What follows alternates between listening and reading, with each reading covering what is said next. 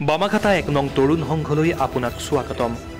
ন্যায়ালয় তথা চৰকাৰৰ অনুমতি সাপেক্ষে অহা ৪ মে ২০২৫ খ্ৰীষ্টাব্দত অনুষ্ঠিত হ'ব বামাঘাটা ১ নং তৰুণ সংঘৰ বহুমুখী প্ৰকল্প ৰূপায়ণাৰ্থে উপহাৰ কুপন খেল। সম্পূৰ্ণ চৰকাৰী নীতি নিয়ম মানি অনুষ্ঠিত কৰা এই খেলে বিগত কেইবছৰৰ দৰে এইবাৰো স্বচ্ছ আৰু নিকাভাৱে অনুষ্ঠিত হ'ব।